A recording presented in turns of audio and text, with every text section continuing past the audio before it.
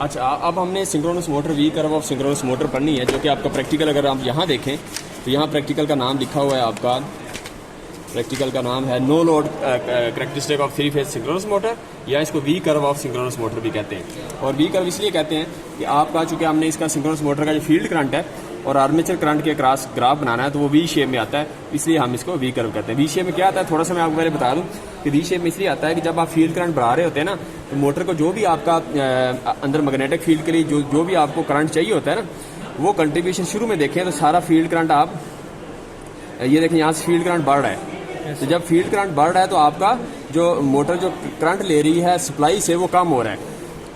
Supply से जो current ले रही है, जो मोटर नो लोड पे चल रही है ना, इसका सारा करंट जो है ना वो असल में मैग्नेटिक फील्ड से रेलिवेंट करंट है, IQ को कहें आप, ठीक है।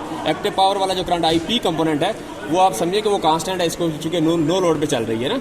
लेकिन जो इसका रिएक्टिव जो अंदर उसको रिएक्टिव पावर चाहिए जो कि कांस्टेंट चाहिए एक मोटर को नो लोड पे, वो जो कांस्टेंट पावर चाहिए वो उसके लिए इसको करंट चाहिए सप्लाई से, और एक फील्ड करंट की कंट्रीब्यूशन है और एक आर्मेचर करंट की कंट्रीब्यूशन है, और रिजल्टेंट इसको करंट चाहिए दोनों साथ। अब अगर हमने फील्ड करंट की कंट्रीब्यूशन बढ़ा दी है तो फील्ड करंट की बढ़ाएंगे तो ये आर्मेचर करंट जो सप्लाई से ड्रा करेगी ना वो कम करना शुरू कर देगी। हमने फील्ड करंट बढ़ाया तो उसने वहाँ से आर्मेचर करंट कम करना शुरू कर दिया। एक पॉइंट ऐसा आएगा कि हमने फील्ड करंट मजीद बढ़ा दिया है कि उसने फिर ये किया कि आर्मेचर करंट इतना ज़्यादा हो गया था कि अब वो एक्स्ट्रा आर्मेचर करंट उसने इस पॉइंट के बाद वो करंट उसने लेने की बजाय देना शुरू कर दिया, क्योंकि उसने फील्ड करंट से ज़्यादा उसको फील्ड करंट इतना ज़्यादा हमने दे दिया कि उसका फील्ड के उसको एक्स्ट्रा जो करंट था आर्मेचर का वो उसने दोबारा सप्लाई को, तो करंट की डायरेक्शन चेंज हुई है। इस वक्त इस पॉइंट पे उसकी करंट की डायरेक्शन चेंज हो चुकी है। तो आपको मीटर से तो सिर्फ मैग्नीट्यूड नजर आएगी, करंट माइनस में नजर नहीं आएगा चूंकि AC करंट है। तो लेकिन आप देखेंगे कि पहले करंट ये कम हो रहा है, आर्मेचर करंट, फील्ड करंट बढ़ाते जा रहे हैं, करंट कम होगा। एक पॉइंट ऐसा आएगा कि वहाँ मिनिमम होने के बाद दोबारा बढ़ना शुरू हो जाएगा। वो जब दोबारा बढ़ना शुरू हो जाए समझिए कि अब मोटर ने करंट जो है वो सप्लाई करना शुरू कर दी है। तो इस वक्त आप देखेंगे यही जो 3 रीजन है इसके, कि इस रीजन में ये कंडेंसर बन गई है, ठीक है। तो इस रीजन के अंदर ये मोटर जो है क्या करती है, इस रीजन में ये इंडक्टिव लोड के तौर पे बिहेव कर रही है। इस रीजन में क्या हो रहा है, इंडक्टिव, यहाँ इसको लैगिंग पावर फैक्टर के तौर पे ये वर्क कर रही है। इस रीजन में ये एज अ कंडेंसर बन गई है। कंडेंसर होता है पावर फैक्टर इंप्रूवमेंट के लिए, पावर फैक्टर इंप्रूव करने लग गई है। इसका मतलब यहाँ ये एज अ कैपेसिटिव लोड के तौर पे बिहेव कर रही है, ऐसी है ना इसका। इसीलिए आपने देखा होगा कि पावर फैक्टर इंप्रूवमेंट के जो प्रैक्टिकल है वो भी मैंने यूट्यूब पे लिंक शेयर किया है। पावर फैक्टर इंप्रूव करने के मेथड है 3, उसमें जो एक मेथड है वो कैपेसिटर बैंक है, वो प्रैक्टिकल वहाँ यूट्यूब पे अवेलेबल है। अब ये दूसरा मेथड होगा कि दूसरा मेथड जो पावर फैक्टर इंप्रूवमेंट का है वो ये है कि आप सिंक्रोनस मोटर को नो लोड पे चला दें लेकिन इस रीजन में चला दें। इसको कहते हैं over excitation region, over excitation region. ये अंडर एक्साइटेशन रीजन है, ये अंडर एक्साइटेशन रीजन है। तो ये as a lagging power factor है, इंडक्टिव लोड है। यहाँ जो है ये ओवर एक्साइटेशन है। एज अ इसको अगर लगाएंगे इस तरह नो लोड पे, यानी ओवर एक्साइटेशन मतलब कि ये फील्ड जो है ना आपने ओवर एक्साइट कर दिया है, इसको इस रीजन में चलाएंगे तो ये जितना भी आपको मिसाल तौर पे ये देखें पावर ट्रायंगल अगर देखें तो अगर आपका कोई भी लोड इंडक्टिव लोड है जिसमें Q इतनी कंज्यूम हो रही है और P ये है, तो ये S क्या होगी, ये तो cos थीटा क्या होगा, cos theta P over S। और आप इस मोटर से जो ये वाली Q परफॉर्म, ये जो अगर इसको इस रीजन में चलाते हैं तो ये Q अगर ये सर्किट में लगा दें मोटर को नो लोड पे ओवर एक्साइटेशन इस रीजन में चलाएं तो ये जो इसकी वजह से Q होगी वो ये होगी -Q। Yes sir. तो ये कितनी होगी, जितना भी आप इस रीजन में चलाएंगे कम होगी, इसमें चलाएंगे ज्यादा होगी, इसमें चलाएंगे और ज्यादा होगी। तो आप उस हिसाब से एडजस्ट करेंगे कितना इंडक्टिव लोड है, उस हिसाब से आप उसकी नेगेटिव Q देंगे। जब ये आपस में रिजल्टेंट Q आएगी तो वो 0 आ जाएगी या थोड़ी सी आएगी पॉजिटिव में, तो ये होगा कि आपका थीटा कम हो गया। तो cos थीटा कम हुआ तो क्या, cos थीटा 0 हो तो या थीटा कम हो तो cos 0 क्या हो जाएगा, cos जो है थीटा कम हो तो cos थीटा क्या होगा, ज्यादा होगा। तो पावर फैक्टर इंप्रूव हो गया, cos थीटा में पावर फैक्टर है। Yes sir. तो पावर फैक्टर इंप्रूव हो जाएगा। तो इस ओवर एक्साइटेशन रीजन में मोटर को चला के हम पावर फैक्टर भी इंप्रूव करते हैं। ये पावर फैक्टर इंप्रूव करने का एक मेथड है। और एक वो है जो मैंने पहले बताया कि वहाँ एक कैपेसिटर बैंक लगा के, और तीसरा है उसका फेज एडवांसर का। तो ये 3 मेथड पावर फैक्टर इंप्रूवमेंट के। तो ये मैंने मोटर की एप्लीकेशन आ रही थी तो इसलिए मैंने आपको बता दी। अब हमने प्रैक्टिकल करना है। प्रैक्टिकल करने के लिए देखें कि हमें चाहिए फील्ड करंट और आर्मेचर करंट। तो फील्ड करंट हम लेंगे, बढ़ाते जाएंगे और आर्मेचर करंट नोट करेंगे। अब हम मोटर के सर्किट पे आते हैं। ये 3 फेज सप्लाई है, यहाँ से ये 3 फेज सप्लाई है। इस वक्त ये मोटर को हमने दे दिया इसके स्टेटर को। इसका जो स्टेटर का जो है वो देखिए ये टर्मिनल हमने स्टार में लगाए हैं। 6 टर्मिनल हैं, चूंकि स्टेटर की 3 फेज है तो 3 फेज को में से एक टर्मिनल उनका शॉर्ट कर दिया स्टार में और बाकी 3 टर्मिनल को हमने 3 फेज सप्लाई दे दी। ठीक हो गया। और इसके बीच में हमने ये आर्मेचर करंट है ना ये वाला, तो इसको हमने निकालना है। तो इसको आप ये करेंगे कि आर्मेचर करंट इस वक्त मुझे पता 40 से कम ही होगा, तो हम 40 पे रखेंगे और ये एसी ये डीसी शो कर रहा है, तो आप इसको सिलेक्ट करेंगे दोबारा तो ये एसी पे आ जाएगा। तो एसी करंट आपने मेजर करना है, उधर आपने डीसी किया था, ठीक है। ये इसको एसी पे कर दिया, ये आर्मेचर करंट यहाँ से आ जाएगा। और जो फील्ड करंट है यहाँ देखें, तो फील्ड करंट के लिए हमने ये किया कि ये इसका ना ये फील्ड का ये रोटर का सर्किट है, ये इंटरनली इसका फील्ड प्रोड्यूस यानी डीसी इंटरनली जनरेटर हो रही है। आपने जस्ट सर्किट मुकम्मल करना होता है कि इस पॉइंट को इधर लगा दें, इस पॉइंट के साथ अभी नहीं लगाएंगे इसको, एज आ सिंक्रोनस नहीं चला सकते। आपको पता है एज आ सिंक्रोनस मोटर नहीं चलती। मोटर का ये प्रॉब्लम ही है सिंक्रोनस मोटर का कि इसको आप एज आ इंडक्शन चलाएंगे, ये स्टार्ट नहीं होती सिंक्रोनस मोटर का, ये प्रॉब्लम है। इसको स्टार्ट करने के लिए एज आ इंडक्शन मोटर चलाते हैं। इंडक्शन का मतलब है कि रोटर को सप्लाई नहीं देंगे, फील्ड नहीं देंगे, और स्टेटर वैसा ही है जैसा इंडक्शन मोटर का होता है। इंडक्शन मोटर की तरह चला दी है, जब चल पड़ेगी तो फिर उसके बाद जब एक नियर सिंक्रोनस स्पीड इसकी पहुंच जाएगी रोटर की, उस वक्त हम इसको फील्ड को एक्साइट करेंगे। जैसे ही फील्ड एक्साइट करेंगे तो ये रोटर जो है थोड़ी सी जो स्पीड कम थी, स्टेटर की स्पीड NS है 120 F4P, तो वो 1500 RPM, अगर 4 पोल की ये मशीन है 50 हर्ट्ज फ्रीक्वेंसी है तो वो NS कितनी होगी 1500 RPM। अब 1500 RPM इसकी स्टेटर के इलेक्ट्रिक जो है वो स्पीड है इसकी NS सिंक्रोनस स्पीड।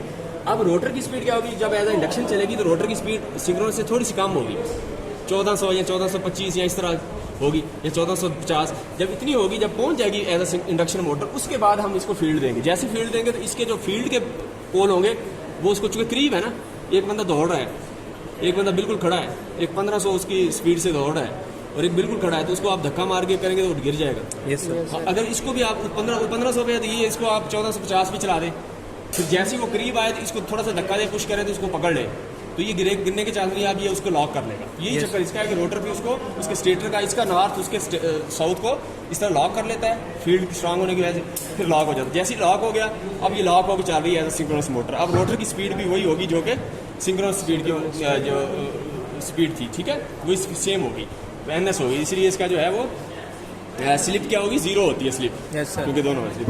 अब हम चलाएंगे इसको, चलाने के लिए क्या मोटर को चला गया एज इंडक्शन। फिर उसके बाद मैंने ये देखें जो इसका फील्ड करंट चेंज करने के लिए ये बीच में रियोस्टेट लगाया हुआ है। Yes sir. ये रियोस्टेट का देखें एक टर्मिनल अगर आप देखें यहाँ, तो ये देखें इस वक्त ये रियोस्टेट यहाँ से एक पॉइंट और दूसरा हमने इधर लगाना है, चलाने के बाद लगाएंगे। और इसी तरह जो करंट है इस पॉइंट पे मेजर कर रहे हैं तो करंट यहाँ लगाएंगे, ठीक है। Yes sir. तो यहाँ लगाएंगे, ठीक हो गया जी, हमने निकाल लिया। जब मोटर चला लेंगे तो उसके बाद हम इसको फील्ड करंट को यहाँ से चेंज करते जाएंगे। और ये रेजिस्टेंस मैक्सिमम है, जैसे कम करेंगे इसका फील्ड करंट बढ़ा रहे हैं, तो बढ़ाते जाएंगे यहाँ तक, और बढ़ा के तो आर्मेचर करंट यहाँ से हम नोट करते जाएंगे, फील्ड करंट यहाँ से नोट करते जाएंगे, ठीक है। और इस वक्त फील्ड करंट देखें अगर, तो फील्ड करंट में हमारा 30 एम्पेयर है। इसका 30 का मतलब है 30 एम्पेयर वाली ऊपर वाली रीडिंग लेंगे आप, ठीक है, ऊपर वाली रीडिंग लेंगे, हमने ये वाला स्केल यूज़ किया, ठीक है, ये हम करेंगे। अब मैं ऑन करता हूँ इसको, बिस्मिल्लाहिर्रहमानिर्रहीम, ये ऑन होगी, ठीक है। अब इसको मैं ये करता हूँ कि यहाँ से ये रीस्टेट जो है इसका यहाँ लगाता हूँ। ये थोड़ी स्पार्किंग होगी लेकिन कोई इशू नहीं है, वो मसला नहीं है। ये लगा दिए,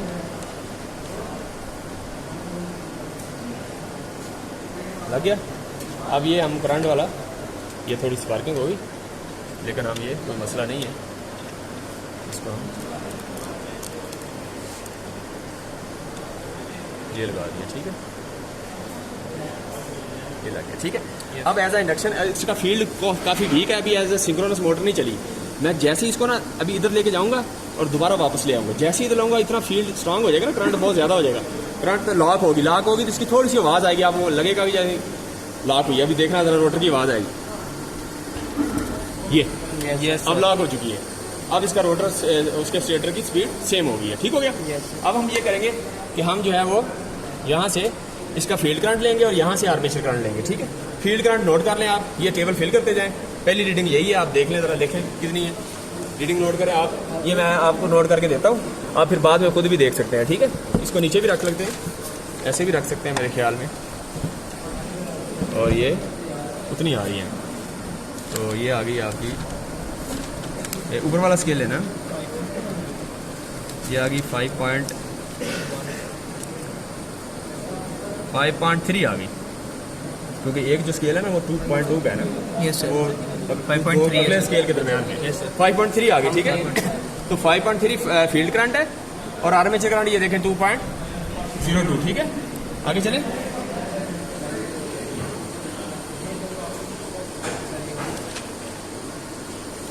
चले ये इस वक्त 6 एम्पेयर आ गया, यस सर 6 वो ले लिया पहले 5.3 और ये कितना 2.02 था। अब ये 6 एम्पेयर है, 1.7 ये फील्ड करंट है, ठीक है 6 एम्पेयर है 6 और वो कितना है 1.7। अच्छा आगे चले।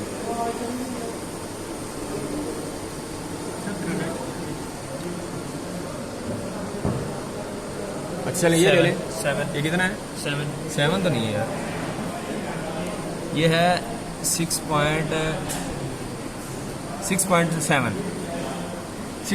है, ठीक है यस सर 6.7 और वो देखें 1.43, ठीक है 1.4 अगली रीडिंग ले। ये कितनी है, ये आ गई 7.4 आ गई 7.4 और वो कितना है 1.15। 1.1 अगली रीडिंग ले। अच्छा ये देखें इस वक्त ये 8.1 है और वो ले ले 0.09, ठीक है। अच्छा आगे चले, चलिए ये देखें इस वक्त कितना है 8.6, ये 8.6 है और वो देखें 0.075 सॉरी 0.75 ठीक है। ये फिर आपने 0.9 होगा नहीं यार, नहीं वो 0.9 नहीं था, वो मैंने से गलती हुई 0.9 था, ठीक है ये नीचे हो रहा है ना, काम हो रहा है, ये सही है। आगे चले, चले ये देखें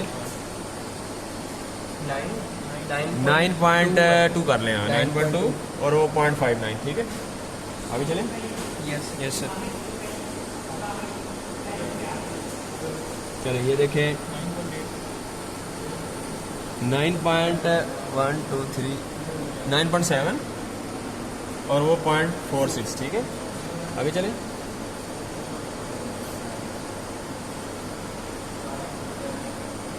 जब तक वो चेंज नहीं होगा तब तक मैं ये करते जाना होगा।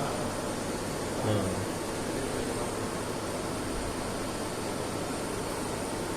मैं अब मिनिमम वैल्यू ले रहा हूँ, अब ये चेंज होना शुरू हो गया ना, इसलिए मैं मिनिमम वैल्यू ले रहा हूँ कि मिनिमम कौन सी आ रही है, मैं उस पर ज़रा एडजस्ट कर रहा हूँ ना, ताकि मैं अंदाज़ा हो कि जहाँ से चेंज हुआ है 0.42 के बाद 0.41 आती है, हाँ ये 0.41 आई, इसके बाद फिर 0.42 0.40 भी आती है, उसके बाद फिर बढ़ना शुरू हो जाती है 0.40 आखिरी रीडिंग है।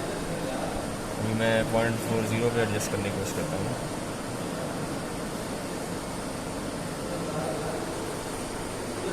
बढ़नी शुरू हो गई है, थोड़ा सा नीचे ला गए, ये 0.40 जो है इस वक्त ये हमारी वो है आर्मेचर करंट है। ये मिनिमम करंट आ रहा है, जो समझ आ रही है ना, यस सर ये मिनिमम करंट है। और इस पे 0.41 निकाल लें, वो जीरो बस थोड़ी देर के लिए रहता है, 0.41 निकाल लें, ठीक है। और इसमें सर और इधर आ गया फील्ड करंट 10.2 हाँ 10.2, ठीक है आगे चलें। अब हम स्कूल से लेते जाते हैं, वो बढ़ना शुरू हो गया, ठीक है। अब ये ले लेते हैं, ये कितना है 11 है, ठीक है 11 होगी, और उधर वो देख लें। आगे चलते हैं, 0.56 ये ले लें 12.2 12.4 है यार, 3 से भी आ गया, 4 के 3 Yes, 4 है 12.4 और ये 1.01 ले ली। Yes, sir. आगे चलें, ये थोड़ी सी हमने 14.1 है 14.3 है 14.1.7 और उधर से देख लें, कितनी ठीक हो गया। आगे चलें, 1.7 ये 1.70 ये कितनी है 16.3 है 16.3 है Yes, sir. और आगे वो 2.50 हो गया, ठीक है। यस सर मतलब काफ़ी एक ले लें। और yes sir Shah ji field current maximum कहाँ तक ले गए सिंक्रोनस, ये आखिरी रीडिंग है हमारी, ये तकरीबन ये देख लेते हैं,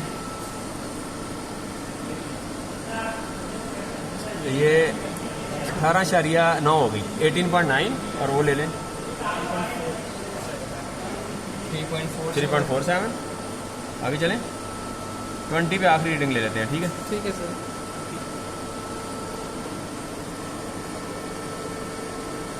ये 20 हो गई और उधर देख लें कितना 3.87। 3.87 ये हम 2.2 पे चले से, लेकिन हम उससे आगे क्रॉस कर गए, ठीक है। 2.2 हमारा यहाँ कहीं पहुँच गया था इधर, लेकिन ये थोड़ी वी कर्व थोड़ी आखिर में थोड़ी लंबी हो जाएगी। yes तो it's the end of today's session, ठीक है। ये फ़ौरन इसको ऑफ किया है। ऑफ करने के बाद ये रेजिस्टेंस मैंने मैक्सिमम की है। मैक्सिमम करके फ़ौरन आपने ये इसकी सेफ्टी यही है कि आपने ये इसको एज आ दोबारा इसके फील्ड को निकाल देना है, ताकि जो है ना जब कोई और ऑन करे तो एज आ इंडक्शन मोटर के ऑन हो। अगर आपने ये ना निकाला तो अगला बंदा जब ऑन करेगा तो एज आ सिंक्रोनस होगी, तो ये जो है ना इतनी वाइब्रेशन होगी इसकी, सिंक्रोनस चलना है नहीं इसलिए इसको वो इतनी वाइब्रेशन होगी कि ये जो है ना ये उखड़ भी सकती है और ये डैमेज हो सकती है, ठीक है। तो इसलिए हम इसको फ़ौरन निकालेंगे, ये सेफ्टी प्रिकॉशन। चलें ये खत्म। ये आखिरी रीडिंग है हमारी, ये तकरीबन ये देख लेते हैं। ये 18.9 हो गई, 18.9 और वो ले लें 3.47। अभी चलें 20 पे आखिरी रीडिंग ले लेते हैं, ठीक है। ठीक है सर।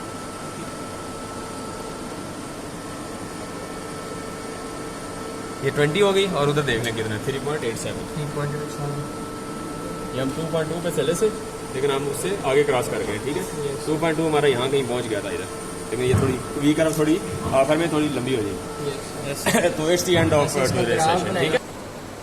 ये फ़ौरन इसको ऑफ किया है। ऑफ करने के बाद ये रेजिस्टेंस मैंने मैक्सिमम की है। मैक्सिमम करके फ़ौरन आपने ये इसकी सेफ्टी यही है कि आपने ये इसको एज आ दोबारा इसके फील्ड को निकाल देना है, ताकि जो है ना जब कोई और ऑन करे तो एज आ इंडक्शन मोटर के ऑन हो। अगर आपने ये ना निकाला तो अगला बंदा जब ऑन करेगा तो एज आ सिंक्रोनस होगी, तो ये जो है ना इतनी वाइब्रेशन होगी इसकी, सिंक्रोनस चलना है नहीं इसलिए इसको वो इतनी वाइब्रेशन होगी कि ये जो है ना ये उखड़ भी सकती है और ये डैमेज हो सकती है, ठीक है। तो इसलिए हम इसको फ़ौरन निकालेंगे, ये सेफ्टी प्रिकॉशन। चलें ये खत्म।